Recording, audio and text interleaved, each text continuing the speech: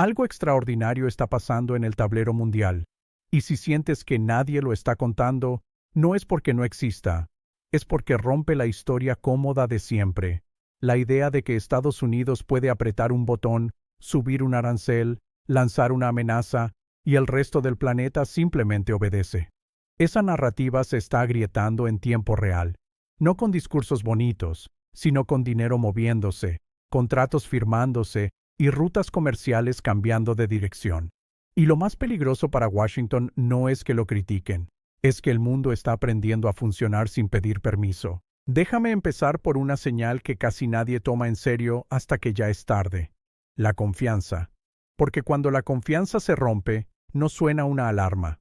Primero se nota en lo que la gente deja de comprar. Y en 2026, el síntoma más claro ha sido el dólar.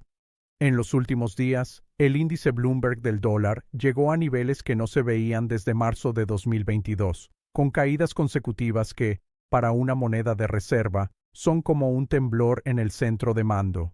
Y lo que está detrás no es un misterio del mercado, es la suma de incertidumbre política, guerra de aranceles, y un mensaje que se repite en cada reunión privada entre bancos e inversionistas. El riesgo de Estados Unidos ya no se siente como antes. Cuando la moneda del sistema empieza a verse frágil, lo que sigue no es pánico inmediato, es algo más frío: diversificación. Se venden activos en dólares, se cubren posiciones, se buscan refugios alternativos y se negocian acuerdos pensando en un mundo donde el costo de depender de Washington puede ser demasiado alto. Lo interesante es que esto no está pasando en un vacío. No es el dólar bajó y ya. Es una reacción en cadena. Porque si una potencia usa el comercio como arma todos los días, llega un momento en que el resto del planeta entiende la lección. Necesitas un plan B, un plan C y una puerta de salida. Y ahí es cuando la historia se vuelve verdaderamente explosiva. Porque lo que estamos viendo no es una pelea aislada con un país, es una reorganización con varios frentes: China, Rusia, la Unión Europea, México, India y hasta Canadá, moviéndose como si ya no existiera un centro único del mundo, y cada pieza que se mueve le quita valor a la amenaza siguiente. Mira el caso de China, porque ahí está el manual completo. Cuando Trump sube aranceles y lo vende como fuerza, Beijing no responde con gritos, responde con cálculo. En episodios recientes de esta guerra comercial, China puso aranceles sobre energía y productos específicos de Estados Unidos, golpeando donde duele, pero sin incendiar su propia economía. Y luego hizo algo todavía más estratégico. Empezó a jugar en el terreno que Washington siempre quiso controlar, el de la tecnología y las cadenas críticas. Investigaciones antimonopolio contra empresas estadounidenses, listas de entidades no confiables, controles a exportaciones sensibles y una señal muy clara al mundo: si ustedes convierten el comercio en castigo, nosotros también sabemos cerrar llaves. Porque cuando hablamos de tierras raras y materiales críticos, no estamos hablando de un tema aburrido de minería. Estamos hablando de chips, baterías, telecomunicaciones y capacidades industriales que sostienen a todo lo demás. Y aquí viene el punto que casi nadie dice en voz alta: China no necesita ganar la guerra comercial en una batalla épica. Le basta con hacer algo más simple: esperar a que Estados Unidos se desgaste. Porque cada vez que la Casa Blanca cambia las reglas de un día para otro, cada vez que amenaza con más aranceles como si fueran misiles, el efecto real no es obediencia, es que el resto del mundo empieza a planear cómo evitar esa dependencia. China lo entiende y juega a largo plazo. Mientras Trump levanta muros, Xi Jinping vende estabilidad. Mientras Washington amenaza, Beijing ofrece acuerdos. Mientras unos exigen lealtad, los otros se presentan como el socio que no te humilla en público. Y en geopolítica, la percepción vale tanto como el precio. Por eso ves a países del sudeste asiático profundizando lazos con China, a gobiernos en África firmando infraestructura, a partes de América Latina ampliando comercio, swaps, inversiones. No porque amen a China, sino porque aprendieron lo que significa estar atado a un solo centro de poder. Lo que está pasando es menos ideológico y más práctico. Si tu economía depende de una puerta, y esa puerta puede cerrarse por capricho político, tú empiezas a construir otra salida. Y cuando suficientes países hacen eso al mismo tiempo, el mundo cambia de forma. Pero lo más inquietante es que esto no se queda en comercio. Se está conectando con seguridad, energía y rutas estratégicas. Ahí entra Rusia. Rusia entendió hace años que el castigo occidental tenía un límite. Y aunque se le intentó aislar, Moscú se adaptó buscando mercados, redes y coordinación con otros actores. El episodio del petrolero ruso-venezolano Marinera, antes conocido como Bella 1, incautado por fuerzas estadounidenses cerca del Atlántico Norte, encendió una respuesta directa desde Moscú. Rusia citó la Convención de la ONU sobre el Derecho del Mar para denunciar el uso de fuerza contra un buque registrado, y un alto legislador ruso lo llamó piratería absoluta. Esa frase no es solo para titulares. Es una advertencia.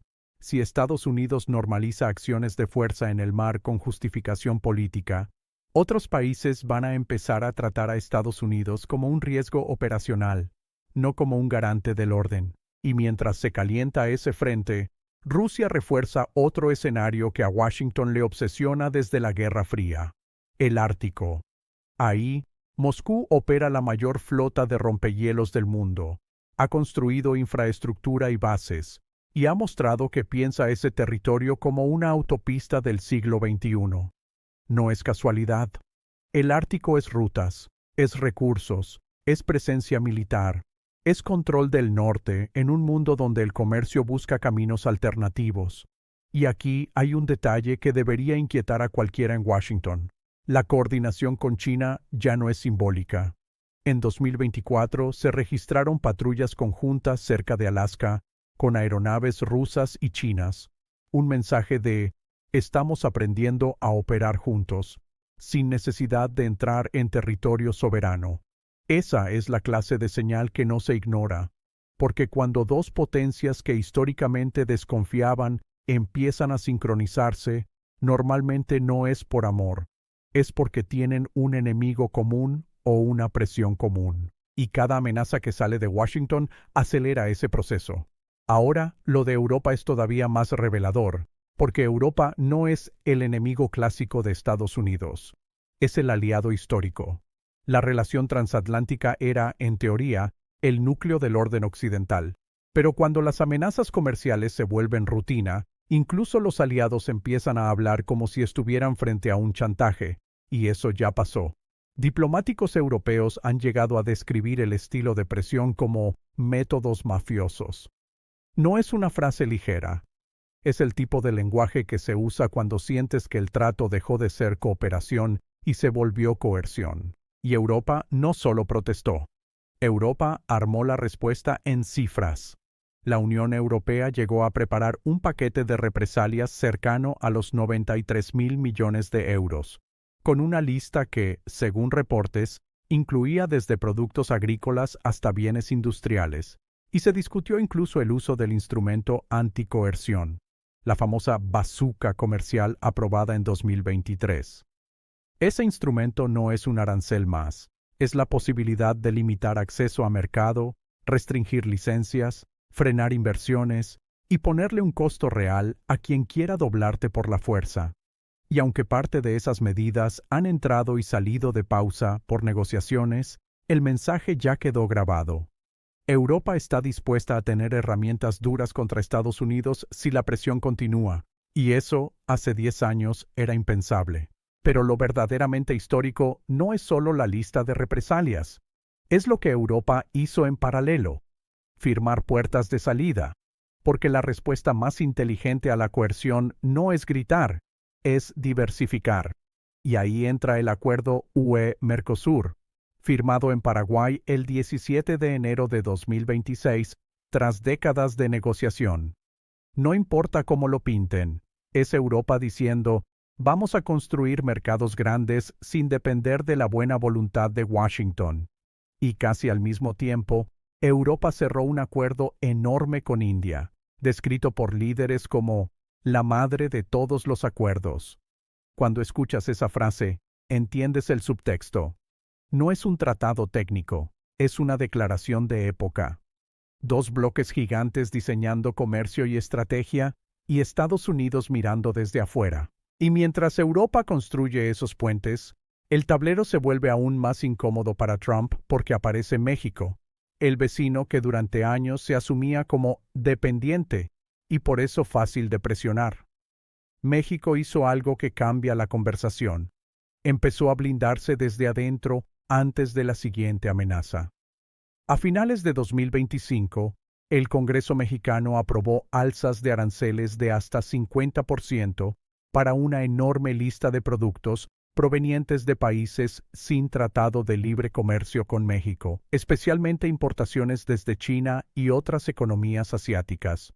Se habló de más de 1.400 categorías de bienes y de decenas de miles de millones de dólares en importaciones impactadas. Y el punto político es brutal. México le quitó a Trump un argumento que usaba como arma. Le cerró la puerta trasera antes de que le gritaran por la puerta principal. ¿Y qué pasó después? Lo que no encaja con la narrativa de México se debilita cuando lo presionan. Los flujos no se congelaron. Al contrario, México siguió captando inversión. En los primeros 9 meses de 2025, la inversión extranjera directa en México subió alrededor de 14.5%, hasta un récord cercano a 40.900 millones de dólares, según cifras oficiales reportadas ampliamente. Y mientras el dólar se debilitaba, el peso se sostenía mejor de lo que muchos esperaban, con inversionistas apostando a que Claudia Sheinbaum podría navegar las tensiones con Trump sin regalar soberanía. Cuando un país logra que el mercado piense, ellos pueden aguantar la presión, ese país gana poder sin disparar una sola bala. Y aquí está la ironía que humilla a la Casa Blanca. Trump quería debilitar a México con amenazas, pero esa presión aceleró el nearshoring, empujó cadenas de valor hacia territorio mexicano y reforzó la idea de que México es esencial para el comercio de Estados Unidos. Porque por más que se grite, la realidad es matemática. Estados Unidos necesita bienes, piezas, autos, alimentos, manufactura, y México ya está instalado en ese sistema. No es un favor, es interdependencia. Y cuando la interdependencia se hace visible, la amenaza pierde fuerza, porque el castigo ya no es unilateral, es un boomerang. Por eso, cuando aparecen amenazas de intervención o discursos agresivos sobre seguridad, la respuesta mexicana se centra en una palabra: soberanía. Y aunque en el corto plazo esto genera tensión, en el largo plazo construye algo más importante: respeto. Porque el respeto no se obtiene rogando, se obtiene mostrando que tienes margen de maniobra. Y México, con comercio récord, inversión fuerte y una estrategia de industria, está construyendo ese margen. Ahora suma a Canadá, porque Canadá es el tipo de país que históricamente no busca pleitos, pero también está enviando señales de que no va a vivir arrodillado. En enero de 2026, reportes indicaron que Canadá acordó reducir su arancel del 100% a vehículos eléctricos chinos, a cambio de concesiones sobre aranceles chinos a productos agrícolas canadienses. Eso es Canadá diciendo: si Washington quiere una guerra total, yo voy a proteger mi interés primero. Y no se queda ahí. Canadá y México firmaron y actualizaron un plan de acción 2025-2028 para profundizar cooperación en infraestructura, puertos, logística, energía y hasta colaboración en investigación, con acuerdos previstos antes del 31 de marzo de 2026. Es decir, mientras Trump amenaza, sus vecinos construyen redes propias. No porque odien a Estados Unidos, sino porque aprendieron que depender de un gobierno volátil es un riesgo. Y entonces llegas al punto donde todo se conecta. Organismos internacionales y centros de análisis han advertido que un retorno fuerte al proteccionismo aumenta la incertidumbre global.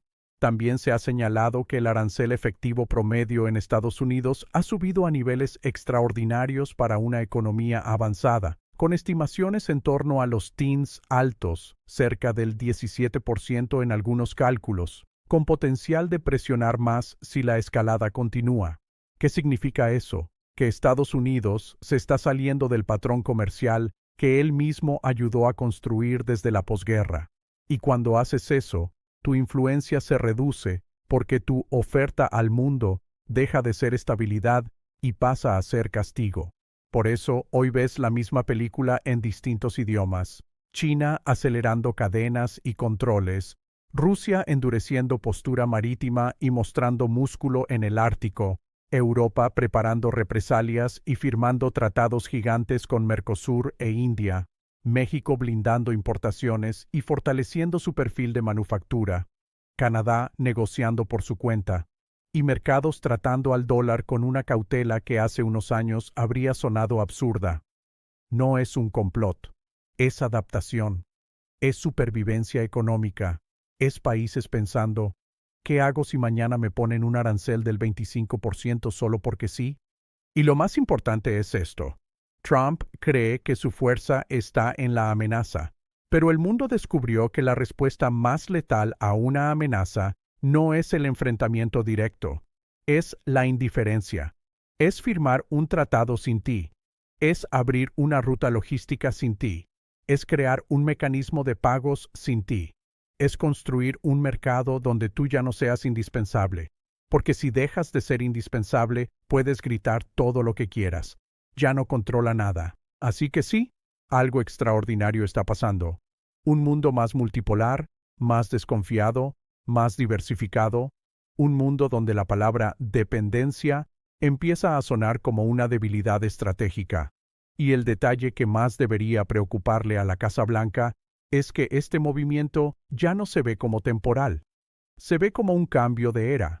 Lo que empezó como aranceles para negociar está terminando como aranceles que empujan al mundo a reorganizarse. Y ese tipo de dinámica no se revierte con un discurso, porque se revierte con años de confianza. Y la confianza cuando se rompe, tarda muchísimo en volver. Ahora piensa en lo que viene.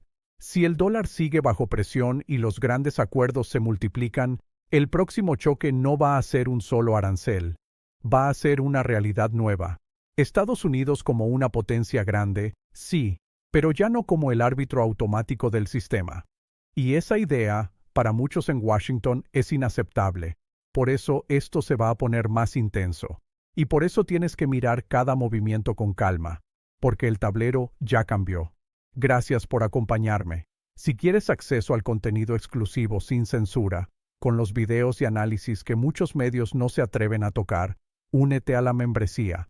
El botón está abajo. Y si este video te abrió los ojos, compártelo, suscríbete y activa la campanita, porque lo que está pasando no es un chisme de política, es el futuro del dinero, del comercio y del poder. Y tú mereces entenderlo antes que los demás. Yeah.